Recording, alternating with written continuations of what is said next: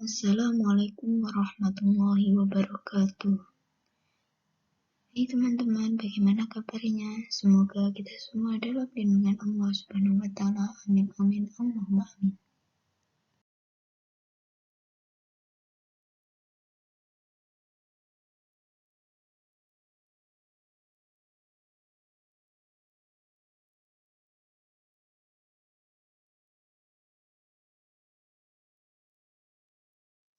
Materi disampaikan, ada baiknya saya perkenalkan satu persatu presum sekaligus pengisi suara dalam pembelajaran ini.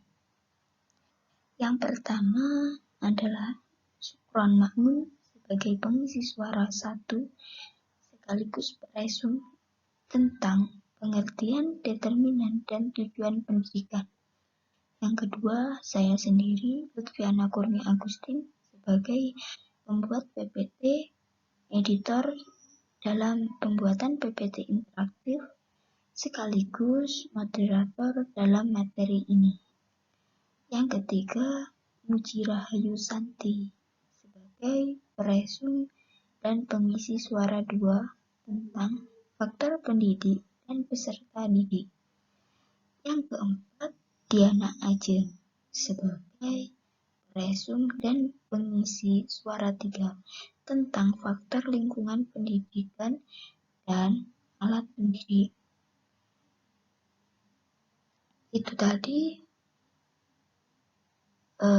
deskripsi tugas dari kelompok 3.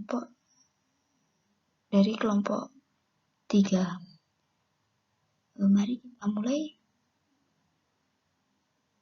presentasi kali ini. Di dalam presentasi ini akan dijelaskan tentang pengertian determinan, faktor determinan, tujuan pendidikan, faktor pendidik, faktor peserta didik, lingkungan pendidikan, dan juga alat pendidik. Pengertian dari determinan. Apa sih determinan itu?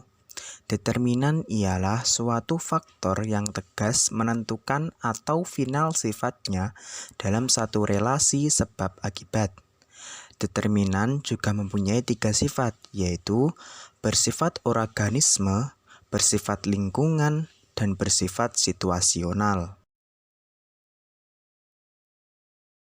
Selanjutnya saya akan menjelaskan tentang tujuan dari pendidikan. Tujuan utama dari pendidikan adalah mengembangkan potensi dan mencerdaskan individu dengan lebih baik. Dengan tujuan ini, diharapkan mereka memiliki pendidikan dengan baik, dapat memiliki kreativitas, pengetahuan, kepribadian, mandiri, dan menjadi pribadi yang lebih tanggung jawab. Tujuan pendidikan menurut Undang-Undang Republik Indonesia yaitu sudah terdapat pada Undang-Undang Nomor 2 Tahun 1985. Yang kedua dalam Undang-Undang Nomor 20 Tahun 2003. Yang ketiga terdapat dalam MPRS Nomor 2 Tahun 1960. Selanjutnya, tujuan pendidikan memiliki 2 fungsi. Fungsi yang pertama memberikan arahan kepada segenap kegiatan pendidikan. Fungsi yang kedua menjadi suatu yang ingin dicapai oleh segenap kegiatan pendidikan. Faktor-faktor determinan yang pertama ada faktor pendidik. Pendidik adalah komponen yang sangat penting dalam pendidikan, karena dia akan mengantarkan anak didik kepada tujuan yang telah ditentukan. Untuk menjadi seorang pendidik dibutuhkan sikap tanggung jawab, dedikasi dan semangat yang tinggi, ditambah dengan keterampilan untuk mendidik dalam mengawal peserta didik mencapai suatu kemandirian. Yang bertanggung jawab terhadap pendidikan ada 3. Yang pertama adalah orang tua, karena orang tua adalah pendidik yang pertama dan utama bagi anak-anaknya. Yang kedua ada guru. Guru adalah seorang anggota masyarakat yang dipercayai oleh pemerintah atau masyarakat. Yang ketiga, ada masyarakat. Masyarakat juga merupakan faktor kedua untuk peserta didik setelah keluarga, di mana lingkungan juga berpengaruh untuk pertumbuhan peserta didik.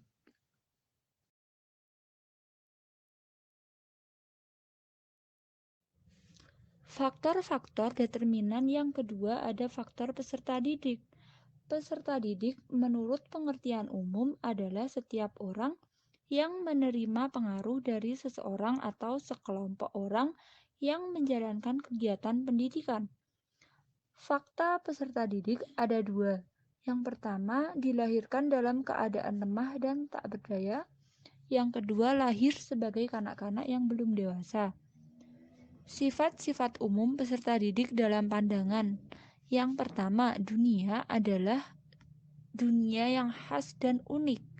Dua, setiap individu mengikuti fase perkembangan tertentu. Tiga, memiliki pola perkembangan sendiri-sendiri. 4. Melalui fase-fase tugas perkembangan masing-masing. Kebutuhan anak didik. Kebutuhan yang pertama itu ada kebutuhan afeksi atau kasih sayang. Yang kedua, kebutuhan diterima oleh orang lain. Yang ketiga, diterima oleh kawan kelompok sebaya. Yang keempat, kebutuhan independen. Dan yang kelima, ada kebutuhan harga diri.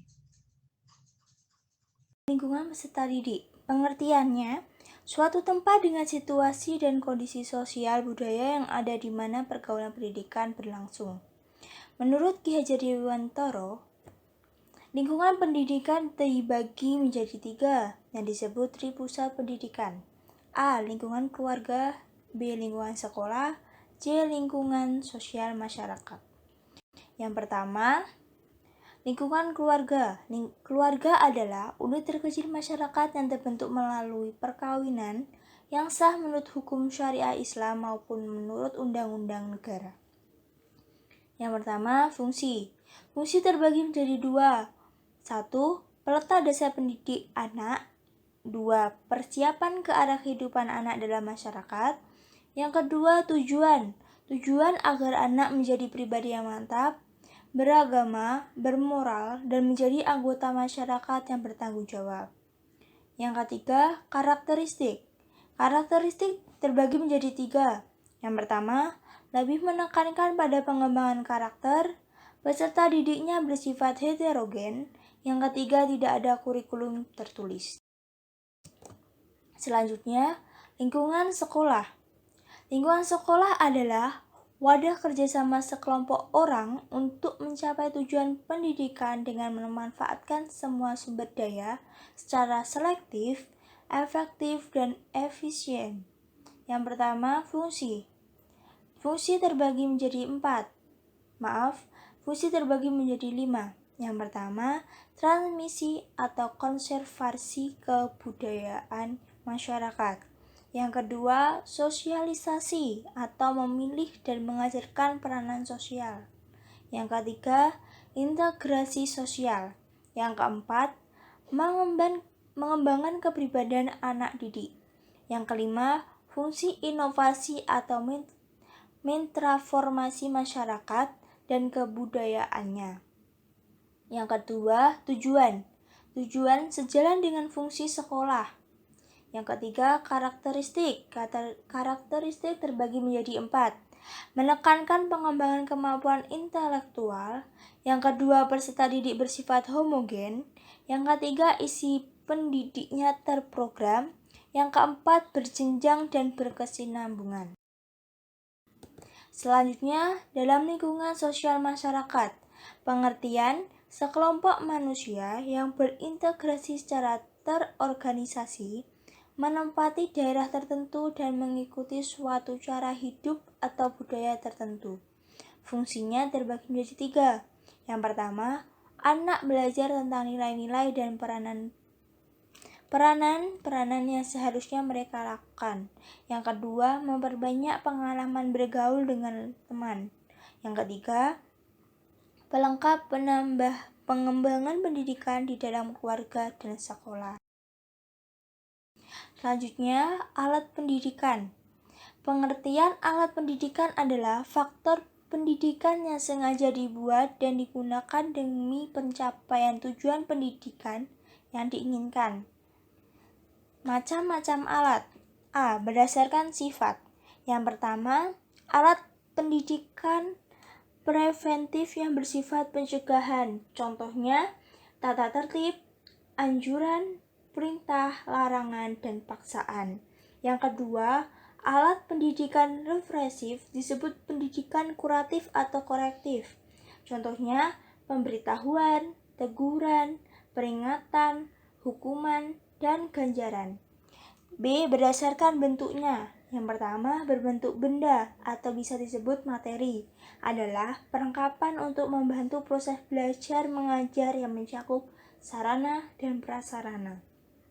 Yang kedua, berbentuk non-benda atau bisa disebut non-materi, adalah suatu tindakan dan perbuatan yang dilakukan untuk membantu pencapaian tujuan pendidikan.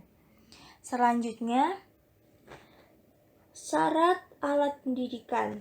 A. Ukuran fisik terdidik. B. Bentuk dasar. Syarat sebagai berikut.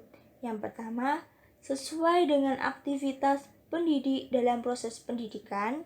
Yang kedua, kuat, mudah pemeliharaan, dan mudah dibersihkan. Yang ketiga, mempunyai pola dasar yang sederhana.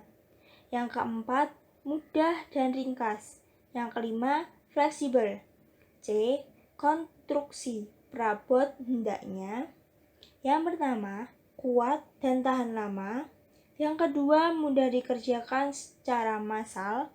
Yang ketiga, tidak tergantung keamanan terdidik. Yang keempat, bahan mudah didapatkan di pasaran.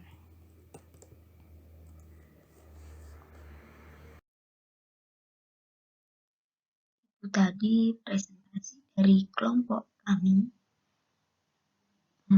Bila ada kurang dan lebihnya, mohon maaf yang sebesar-besarnya.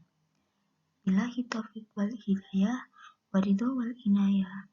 Wassalamualaikum warahmatullahi wabarakatuh.